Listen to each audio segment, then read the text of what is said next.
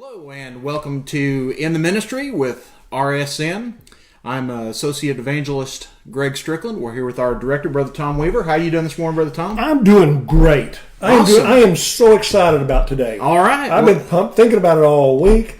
And if we sound like we are enthused about this or passionate about this subject, we are. We are. And I was telling Brother Tom, we both agreed that we could probably do 2 or 3 shows on this. So if we only get about halfway through it, we might end up doing something like that. But today is a subject that, Brother Tom, I went 4 years Bible college, graduated degree.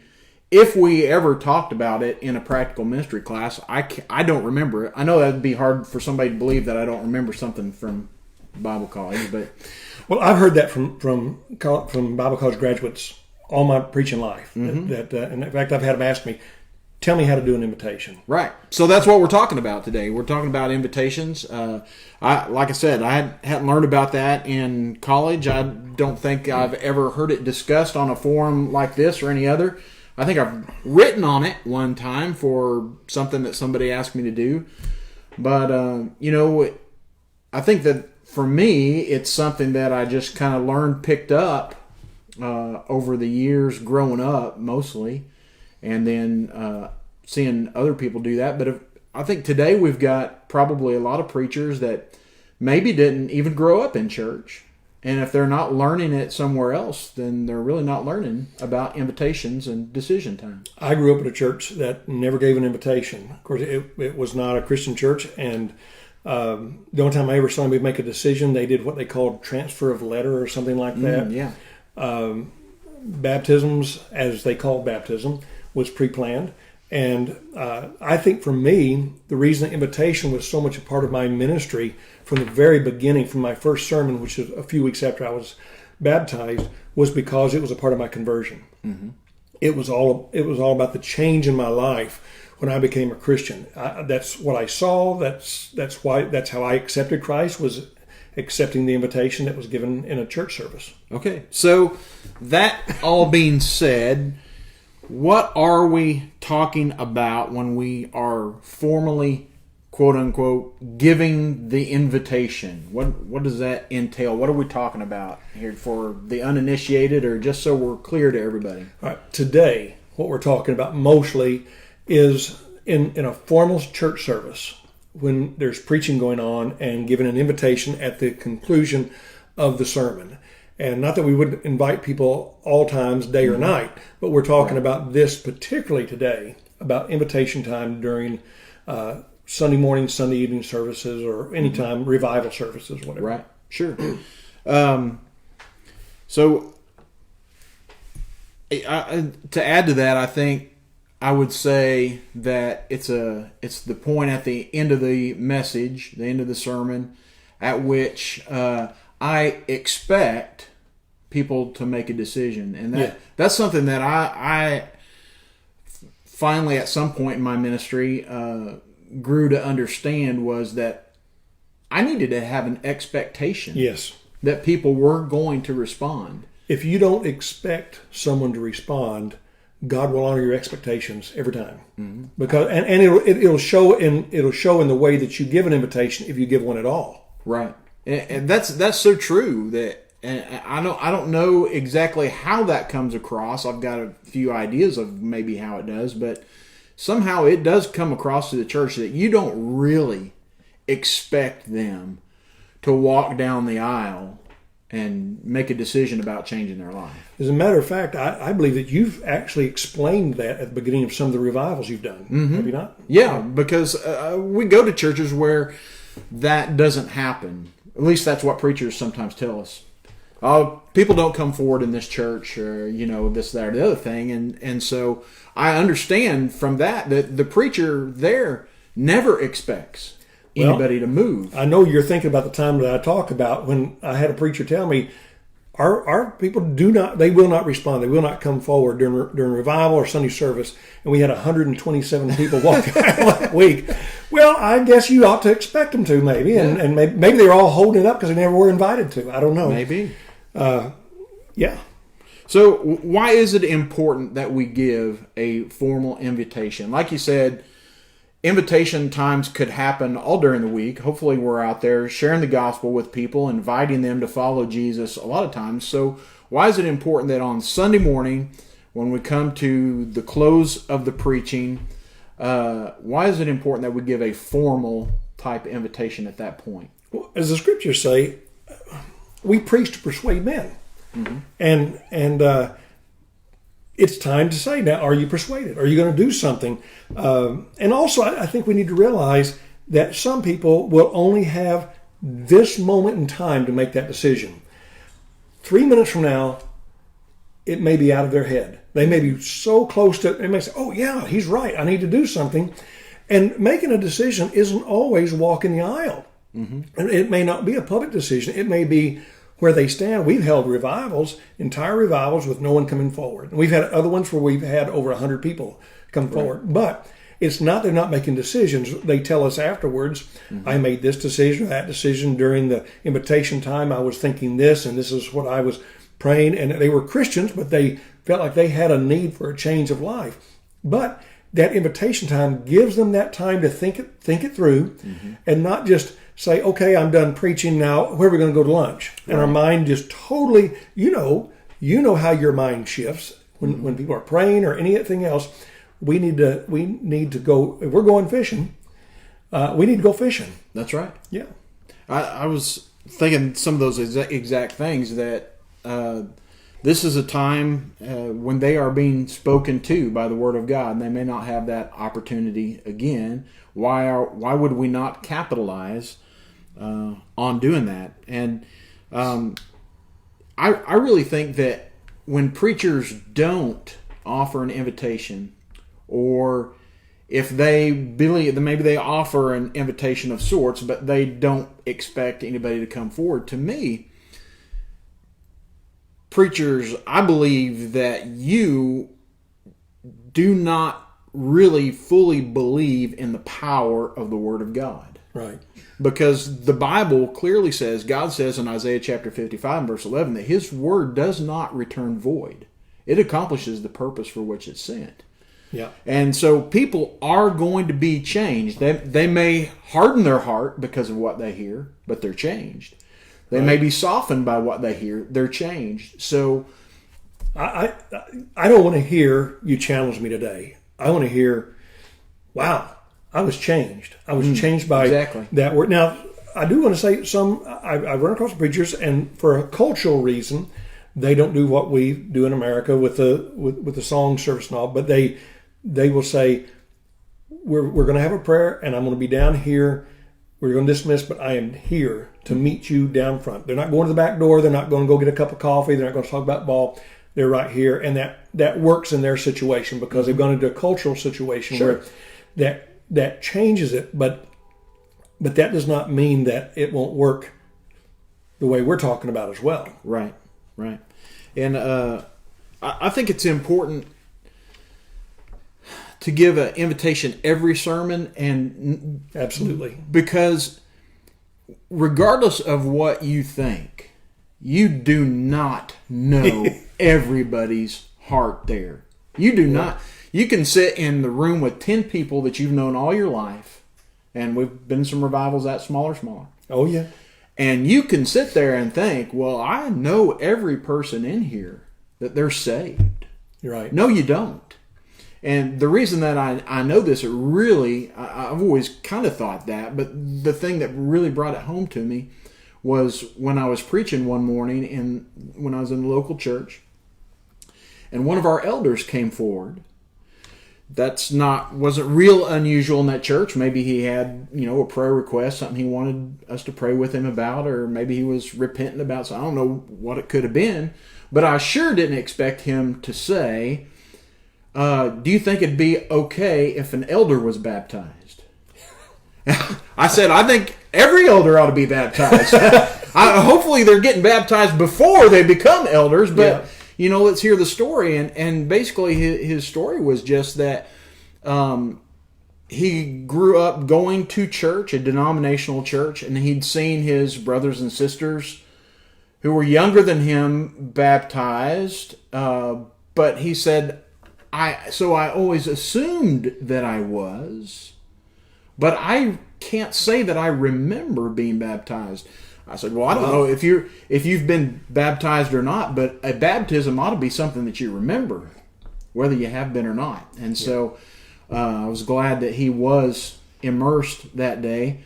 And some people might say, well, you would be able to tell if they were a saved person by the way they lived their life. Listen, the promise of salvation, I believe, is just about the only one that's linked to baptism. You can live a really great Christian life without being saved. Cornelius is a great example. I mean, everything on the outside would say that he is a godly man. He's following God, and yet he had to be told that there was more. Right. There was even more. And this thing about not knowing your people, I've had guys say, well, I've been here 28 years and I know my people. We're only a congregation of 30 and I know them. Yet, during revival, they're making decisions and the preacher's telling me, well, I didn't know that. Mm-hmm. We don't know. And again, it goes back to this idea that do we really believe the gospel we're preaching, preachers? Mm-hmm. If we believe it, we believe it's going to change the heart of the listeners. That's right. And we don't know what needs to be changed in their heart. We don't know every aspect of their life. And we need to change. We need to be preaching for change. And the change may come, as I say, you may not know it. But that time during the invitation gives them that opportunity to really study it and think about it.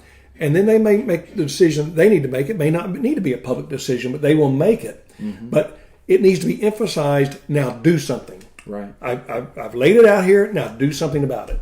And I can say, Brother Tom, that there have been times when I have regretted not continuing an invitation or not maybe preaching harder through an invitation, because later on in a crowd that I think everybody here's evidently good, you know. I know that. And then I find out later, no, there was this guy and this is what he's going through, somebody may tell me, and I was really hoping that he'd come forward for prayer or that he would give his life to Christ or whatever it might be. And I regret, what if I had just given him a little bit longer? What if I'd tried just a little bit harder? I've had regrets about that. I've never regretted what we might say is overdoing an invitation. No. I've never regretted that. I've given invitations when you wouldn't think you would give an invitation. Back years ago in the 80s, we were trying to promote our church camp, and on a Sunday night, we did a slide program. Remember slides, don't you? We did a slide program to promote our camp up in the mountains, in the Rocky Mountains, and we never had much of anybody go to camp there. But I decided we'd set up a table in the back, we'd promote the camp, and we'd try to register people that night. And we did. We registered, I think, about 50 people to go to marriage retreats and various things.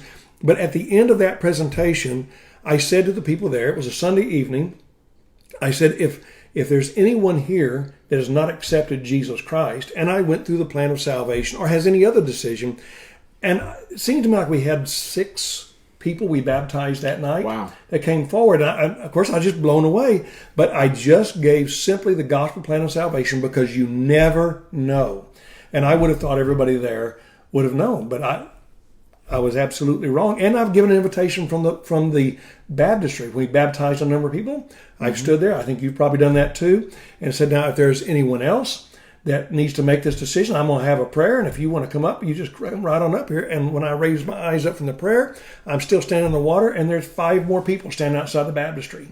So I just stand there. We sing some hymns and they go get dressed. And in one church, they had to run down the street and get some clothes. They went down and got angel costumes and everything else. We had so many baptisms that night. So you see, you just never know. That's right. That's right. Now, is there a biblical basis for a formal type invitation like what we're talking about? I think there's a number, but just, of course, we always think of Peter in Acts 2:38, or Acts 2 when he's preaching the gospel sermon, and they say, what do we need to do to be saved? I think he would have given an invitation anyway, but they asked him what to do. He told them, and they accepted that invitation. But I also think the Sermon on the Mount.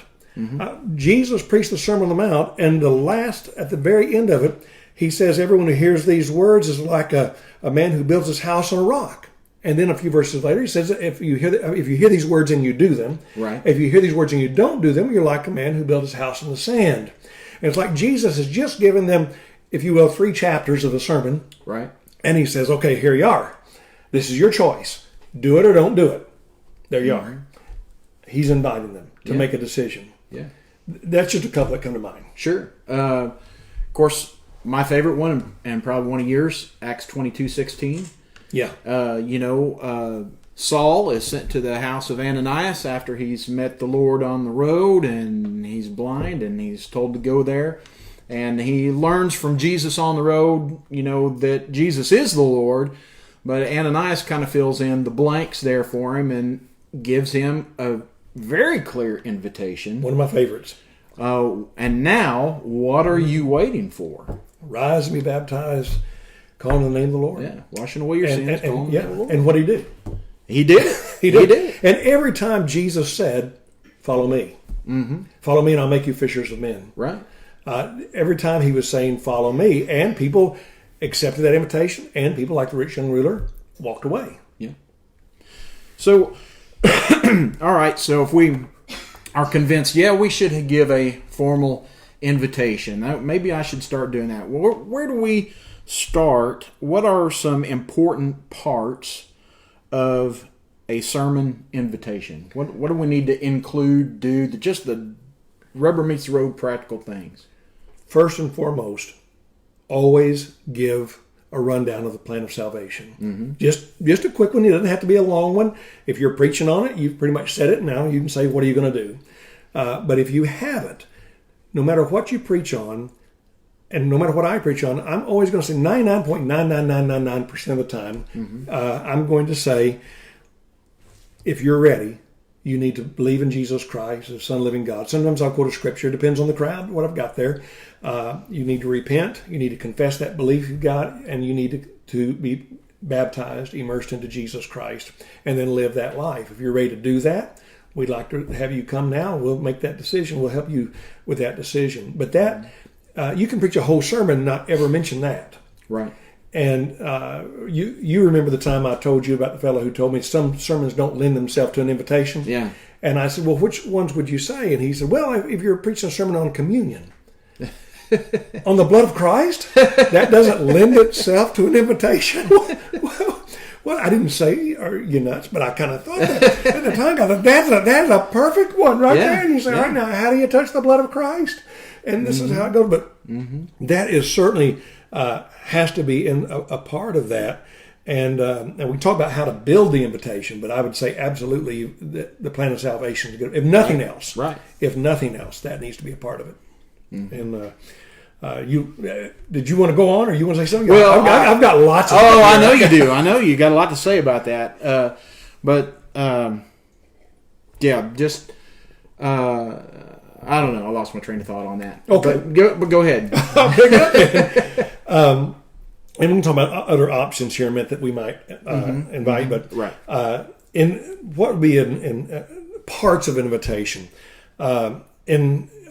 it doesn't have to be, but since we're talking about in church with a formal worship service and a sermon being delivered, then you would have a song. Right. And that gives people time to accept the invitation. I had one preacher in revival some years back say to me, we're only going to sing one verse.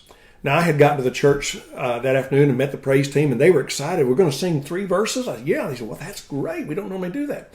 Well, that's great. Later that day, I talked to the preacher. I said, no, I talked to the praise team. We're going to sing 3 verses. He said, no. Only sing one, because that's enough time for anybody to make a decision. They're probably not going to anyhow. And I said, well, it's a revival. Could we just go ahead? He said, I don't think so. Well, the next morning, we had people coming forward, and he didn't know what to do but talk to him, so I just kept the invitation going, and we did it all week. But multiple verses of invitation. I'd say smoothly tie your invitation into your sermon if at all possible, and you can always tie it in. I mean, there's always a way to tie it in. If you don't know how, if you can't do it on the fly, if you're not comfortable with that, if you're not comfortable giving an invitation, then write these things down, make them a part of your sermon notes. When I first started preaching, I would have conclusion, as a lot of preachers do on their notes, and then under that I would have invitation, and I would kind of spell it out, how I was going to approach the invitation time. And I would also say, no distractions. Yes. No distract. If you have a lot of people on a praise team, it depends on how you get them up there. You might have a prayer, they come up quietly. It might be that it would be better that you just have one musician come up, a guitarist or a pianist. And your song leader could come up or may not come up. It depends. I strongly suggest that if you're still using a hymn book, or if you're using script or songs on a screen, but your song leader always announces the song number anyway, tell them to do that before the sermon. Mm-hmm. Don't get up and say, now we're going to turn to page 20. Right. Get right. You want to go smoothly from the sermon into the song time. You don't want distractions. Mm-hmm. If we have any church ladies watching, let me share this with you. And pet peeve of mine. Yeah, please do. Please, if you're having a church dinner, don't get up and go down and walk past the pulpit and down the stairs to the basement and start getting the dinner ready. Mm-hmm. You know what? That dinner can wait. But these souls do not need to be distracted. So please, no distractions. I know one church I was holding a revival in, we had multiple services, and the doorman was back there kind of holding people back for the next service before we went on, and we moved into the invitation, and the back door opens. He looks around, and we're right in the middle of the invitation time. There are people I can see getting ready to make a decision. He looks around, and he closes it, then he opens it again. He looks around, he kind of does this kind of thing, like, and we got people coming forward, and it's a very distracting. Talk to your people about this. Mm-hmm. This is a time of life-changing experience for people. That's right. And it may be the only chance we get with them. Mm-hmm. So no distractions. And can I keep going? Sure, go ahead. All right. You know how I feel about this. Preachers, stand up front in the middle of the congregation and face the congregation. Yeah. Don't preach a sermon and say, now do something about this, start the invitation to him, and turn your back on them and go sit with your wife or stand with your back to them on the front row. So you can, if you don't know the song, then print it off on Sunday morning or get yourself a hymn book. And if you feel like you've got to have that, and do that. But people are not going to want to come. It's hard enough for folks to come forward. It takes a lot to step forward. And they walk forward, and you expect they're going to walk forward and want to tap you on the shoulder and get your attention. No. Face them, and they trust you, and you've just pleaded with their hearts to make a decision. Now look them in the eyes. Mm-hmm. Look at them and face them, and be there as their friend, as an ambassador of Christ, to receive them when they come forward. Now I'll give you a chance. I got a few more.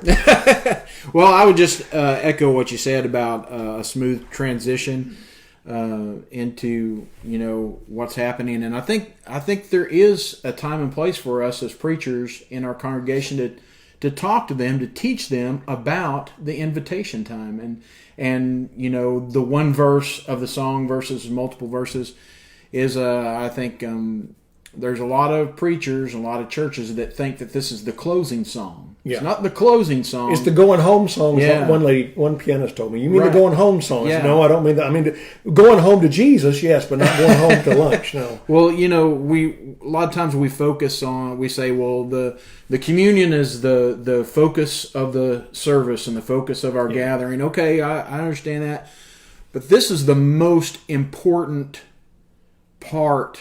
It's got to be at least as important for people who are making decisions, and to disrupt that in any way, whether it's because we haven't done our job and we make it choppy and people get distracted, or we allow things to be happening during the invitation time, that distract other people. That's just not going to be good. The other thing I would say, and goes to what you said about spelling out the plan of salvation, always good. And that's always definitely the most important thing. But also, there's other sermons where I want the church to make a different, specific decision. Yeah. And so spell that out. Let them know, this is what I want you to decide to do today, and if you're ready to do it, then walk down the aisle here and make the commitment to do it. Yeah. Be really specific, preachers, about what you want. Nobody knows how to respond to an invitation if you don't tell them what you're inviting them to. Right. So be as specific as you can. Eye contact, like you said, throughout the whole thing. If you don't know the words to the song, that's okay. I'm going to keep preaching through the song anyway. So I usually and I know there's a lot of guys that don't feel comfortable with that, but guess what? Maybe you should just get comfortable with it. Yeah. the fellow who converted me, he was apt to walk down from the tall stage, and during the invitation song, he would step up on the front pew so everybody could see him. And he would speak to all of us during the invitation time. And I think you might also pray during the invitation. You might do it at the beginning, and that would give time for your musician to come up, or musicians, or you may have a particular signal you give them to come up. And a smooth transition a lot of times means that the music for the invitation can start quietly while you are closing out your sermon and then moving into the invitation time. But you might also, between a verse, you might say, let's just pray for a moment. Right. And you can stand and pray or kneel down and pray and then say, now let's sing another verse. Perhaps a Paul Harvey rest of the story might fit between the second and third verse, where you say, let me just attach this, and you save something that really ties everything together, that invitation from the beginning of your sermon or somewhere in the middle of your sermon. And then you say, now you really know what you need to do. And let's do that. And someone says, why do you do that over and over and nobody comes? It's okay. It's all right. They're making decisions. You say they're making decisions not to come, or they're making decisions to come, but we are putting them in a position spiritually where they will make a decision. Right. So what decisions should we've talked about this a little bit, but what decisions should we always emphasize that this is a time to make? Well, I've already talked about baptism. Right. Accepting Christ. Salvation, like you said, and if there's a specific thing you've been talking about during the sermon, spell that out. And then I always go back and say, now maybe you're not a Christian, maybe this isn't a decision you make, so let's talk about you. If you're not, let's talk about your situation and share with them about the house on Straight Street. And now's the time. Rededication. A lot of Christians need to come back to the Lord, and we've gotten away from that. And I realize some people come back to the Lord, if you give an invitation, they'll come back to the Lord about every third week. But if that's what they need, then let them do it. And bless their hearts for doing it. But there are some other decisions that can be made. Full-time Christian service. I never hear that one anymore. Yeah. And I think we need to do that more. Our Bible colleges show that we never hear that one anymore. Yeah. The number of people attending. Commitment to the local church, if you're already a Christian. I made that as a decision time. Well, I do that when I was in local ministry. I do that quite often for people who are immersed believers who are now attending with us. But one Sunday night, and this is my guilt. I probably wasn't expecting, a lot of decisions. I was expecting that the Lord would move in their hearts. I preached a sermon, and it was a Sunday night service. You know how that goes. 16 people. 16 people walked forward on Sunday night, and some were baptisms, some were commitments to the local congregation. And a lot of times I just say, if you have a special need that we need to pray for, and you just want us to pray with you, come on up and do that, and give an option for other. Maybe you have something else that I don't know what it is, and you just need to come up and have us pray about it. Right. Good opportunity. Right. Here's what I would say about the baptism thing, and I say this a little bit tongue in cheek, but preachers, if your baptistry is not full and you don't have clothes and towels for people to be baptized, just don't bother inviting them. I mean, I say that tongue in cheek. We should always do that. But for heaven's sake, if you're going to ask people to come and be saved, don't have the baptistry filled with flowers from last fall's decor that you're waiting to put out when you switch them out with spring. Or all those boxes of old Sunday school material that we've seen, or lumber. Yeah. We've looked in baptistries and churches, and they were loaded with lumber. And the baptistry hadn't been cleaned out in years. People say, well, we haven't had a baptism in years. Well, no wonder. Yeah. No wonder. You see a tube before sticking up out of the baptistry. What do you think? Well, that's not important. So, I'm sorry. We're passionate about this. Fill it up. And like I said, have those clothes and towels ready. Hopefully people will become so ready to Jesus, or ready to know Jesus, that they don't care whether they got a robe or not. They'll go home in wet clothes. Certainly done some of those, but I baptized them in their dress clothes and their tie, because they said, I can't wait. Let's make it as easy as possible. Let's take all the barriers out of the way. And it doesn't have to be fancy, expensive baptism robes. We can have several sizes of T-shirts and gym shorts back there for people to, something. But be prepared, for Pete's sake. Of all things, I think if you came in and a leg of your communion table was broken and table was leaning over, would you and your leaders, would you say, well, we'll just sit at communion on the floor? No, you'd say, no, this is important. This is a central part. So is the baptistry. Let's get them cleaned up and let's be ready for those. Because when they do come and they say, I want to accept Christ, and we've just preached, this is how you do it. We don't say to them, all right, well, we'll get ready for you next week. Right. Because what's the scriptural example? Same hour of the night, same hour of the day. Right. If we're going to preach it, then let's be ready for it and let's do it. Yeah. And along the line, we kind of touched on this, I think, last week, and this kind of touches on that, but encouraging people to take care of that decision today. I was thinking about this morning, putting off that decision. Baptism is a ceremony in a sense, but it's not ceremonial. Yeah. It would be akin to you being in a burning car and the fire department getting there and somebody saying, well, you know what?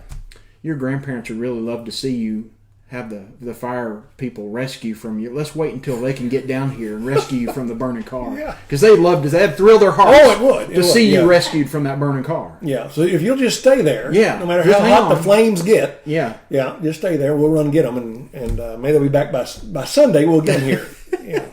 Okay, so now we're running out of time. We want to get to the Q&A, but just really quickly, because I think we're running out of time. We're important here. And the way I worded this, okay, you caught a fish, now what do you do with it? You got somebody that's come forward. How do we handle that? Can we talk about the negative ways to handle it first? Sure, absolutely. And I know we may run a little bit over, and we knew that. We'll start going into this one today.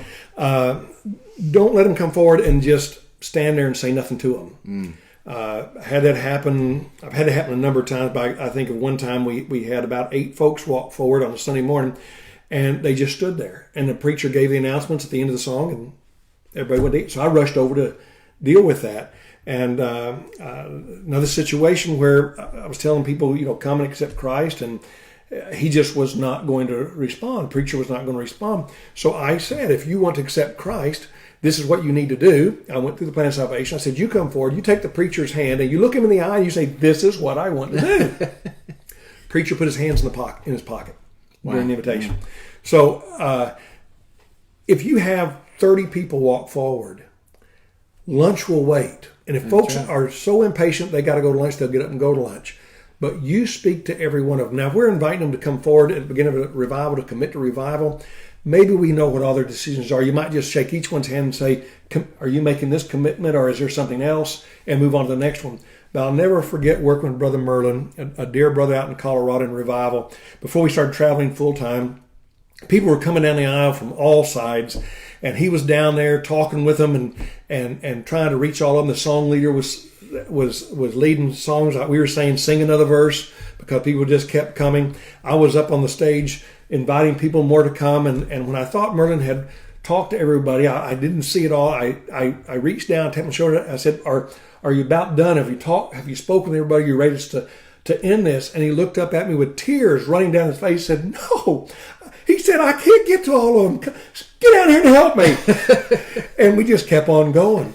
But Brother Merlin was going to every person. Mm-hmm. And it takes a lot, as I said earlier, for someone to come forward. And it's even harder in a small congregation, a small community, because everybody's wondering, what are they going forward for? Right. It takes a lot of your heart to make that decision.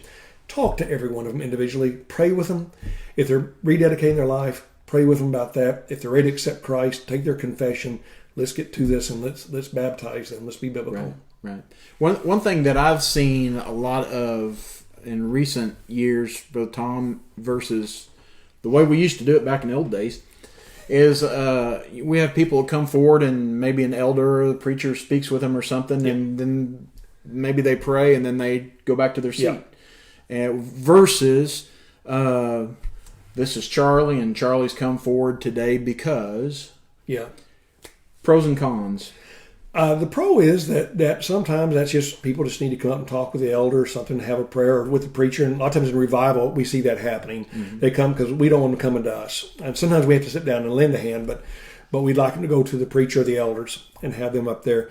But sometimes that's what they need to do, and there's nothing wrong with that. The pro of that is that's okay. The con is that sometimes these decisions need to be shared. Mm-hmm. Maybe it's just that they're rededicating their life. They really feel like they've wandered, and the congregation knows they've wandered, and the congregation needs to know that they've acknowledged that, and there needs to be a prayer with them for that. I like something you used to do in your last ministry when I held revivals with you. I really enjoyed it, and I did want to bring this up. Your pulpit was in the corner of the building, mm-hmm. and to the left of the stage, there was a cross on the wall. Mm-hmm. And during invitation time, there was a bright light on the cross, or it may have been a subdued light. I don't know, but it was a strong light on over there. And every week, an elder and his wife, mm-hmm. at least one, was over there. Maybe you had others on standby. Right. And as they were coming forward, they would come towards you, but then they would go to the foot of the cross. Mm-hmm. And there's a very symbolic thing to that. I always thought I would love to do it like that. And they would speak with them, and then they would bring them over, mm-hmm. and they would share their decision, or they might bring them over to you and say they needed to speak with you. And I think that's a real nice way of doing it. There's a lot of different variations, different ways you can do it. There is, and the reason that I really like that, number one, it allowed me to continue to invite people. Yeah. Versus, okay, now I'm talking to this person and the music's just playing, and do I need to be making eye contact with other people? So that allowed me to do that. The other thing that I liked about that was that there was these people were kind of pre-screened. We had cards for the elders to fill out with their names. That's a good way to do it. Yeah. Especially in a larger church. I may get flustered, or my mind get going other directions, and I may have known this person for a long time, but I, for some reason, cannot think of their name. And that's hard for me to believe with you because you remember names. But with me, it was always a problem. Yeah, or in church, maybe this person's been coming a few weeks, but you don't know them real well. You can't remember. You're not sure their name. Save an embarrassing situation and just say, "Help us," remember the decision that you made this morning, and now you've got their name right there in front of you to be able to call them by name. You know their decision. The other thing I would say not to do is not to ask somebody, have you been baptized? Yeah. Be a little more specific than that. Right. We may be dealing with somebody who's been sprinkled, poured, child baptism that they really don't remember, or that wasn't, right. Get a little bit, don't worry about, again, hurrying through this. Take the time to get the information that you need to help this person make the decision that they need. And let your musicians know, and your song leader, whoever's handling that part of the services, that if I'm speaking with somebody on the last verse, sing another verse. Mm-hmm. And because that may be prompting someone else to come forward, and it gives me time. We always do that in revivals. We say, give the preacher time. We're usually kind of directing the invitation, so we'll say, look, we're going to sing another verse, because we know the preacher needs time to speak with that person, and it may prompt someone else. The Spirit may prompt someone else through that decision to come up. And I've seen many times where one person comes and you think, well, that's it, and all of a sudden you got 15 more people coming in, and you just go on. And if you're in multiple services, we understand that. In our last ministry, our last 3 ministries, we had multiple services. We just told folks, if we're still in here, it's important. Mm-hmm. And if we're going to baptize somebody, we'll open the doors and invite you to come in with us. But give us time and respect this time of the service, and realize that this is so important. Right. I'm sure there's much, much more we could say, but we might begin our Q&A now, or at least let people start throwing out some questions if they've got any. Or anything else they want to throw at us. Yeah. Any questions yet here that we've got? Not a question, but there is a comment that you might want to acknowledge. Chris says, I think that we as ministers must remember the power is not in us, but in the Word. Our job is to present it. His Word does the convicting. That's right. Yeah. Yeah, that's believing the Word rather than believing yourself, saying, well, I didn't have a whole lot to say today. Right. A sermon of 7 minutes can bring a great response. Right. That's true. And we do need to remember it's not our job to convince or to convict. We're there to throw out the message. And so, sometimes I remember walking away from a message and nobody came forward this week. Nobody came forward this month. Nobody's come forward in 3 months or whatever, and you just kind of like, well, Jesus lost again, I guess, and you just kind of wish. Well, I wish we could just quit this invitation time because it's bringing everybody down more than it's helping anybody. There could be a lot of reasons for that, but again, not our job to do the conviction. Just our job to offer the invitation. And when you give an invitation, you don't have to go on and on and on and on for a long time. You invite. And if you sing 3 verses or 4, or how many you're going to sing, certainly more than 1 or 2, right. But if you sing 3 or 4 verses and no one has openly responded, then conclude. Sure. And have your closing prayer and closing song, whatever you're going to do. Don't go on and on. We're not begging people. We presented the word. We're giving them an opportunity to follow. But if the Spirit is moving and people are following, then let's continue. Right.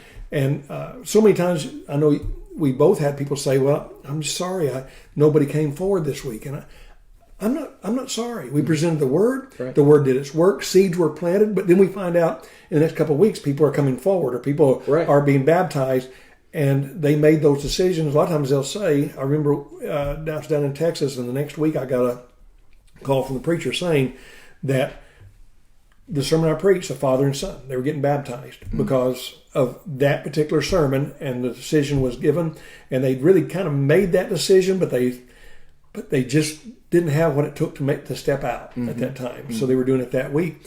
So always know that we don't have to go on and on, but be sure and give the invitation. Mm-hmm. I haven't got any more questions, so is there anything else you just want to say? Well, if you've got anything else to say about the subject. I have something. Okay. I think preachers need to educate the churches to what they're supposed to be doing during the invitation. Mm-hmm. That's very good. That's Beth speaking up, and yeah. I'm glad she did. You want to go on that? Because you've done that some in revivals. She said preachers need to educate congregations on what they are supposed to be doing. Certainly if you don't feel the need to make a public decision, well, you should be making a decision yourself regardless.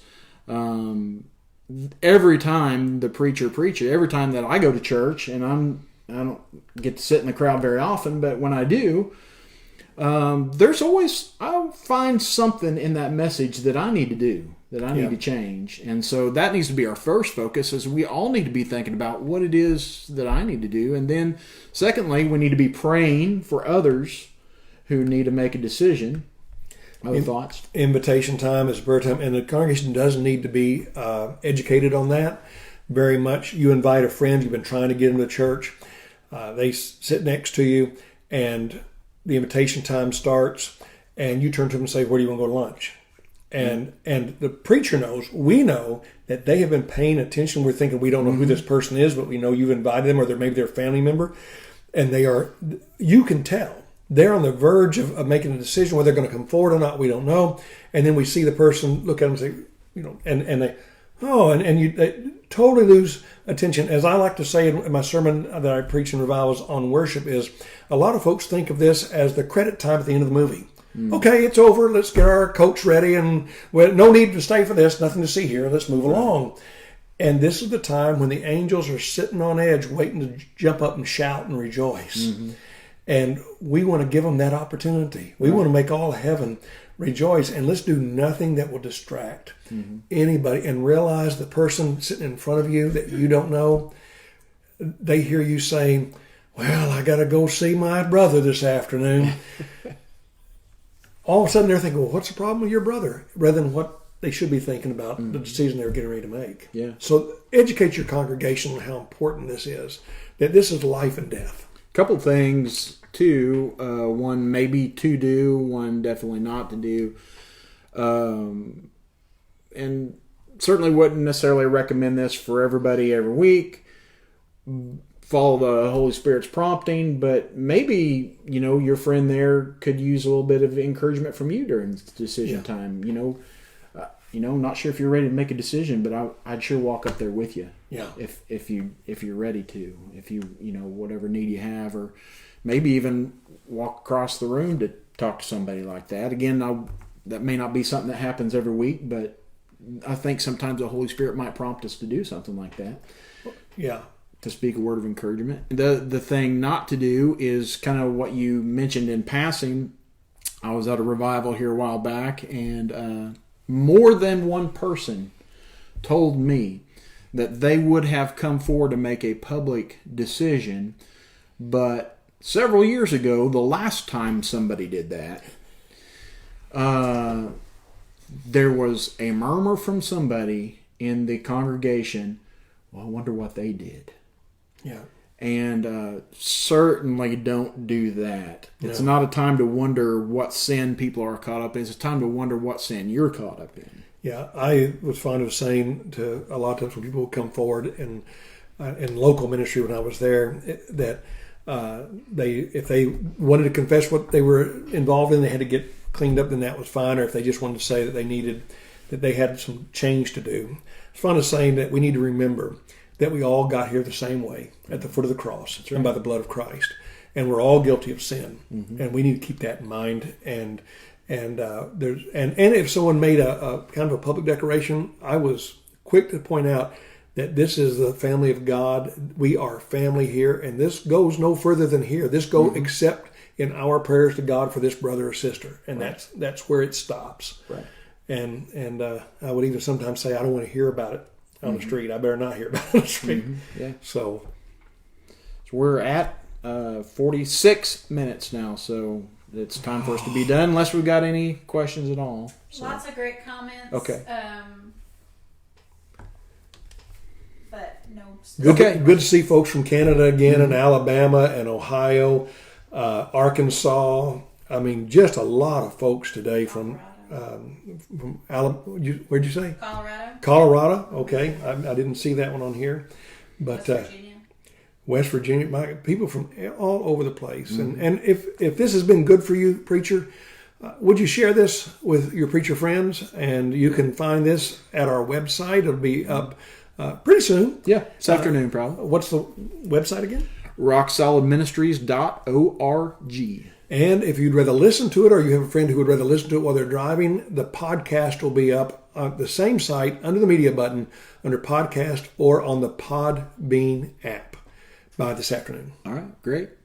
Well, come up with any more questions, please. Personal message us, email us, comment, something like that. We'll be here for a while. The invitation never closes. That's right. That's right. So God bless you. We'll be back next week.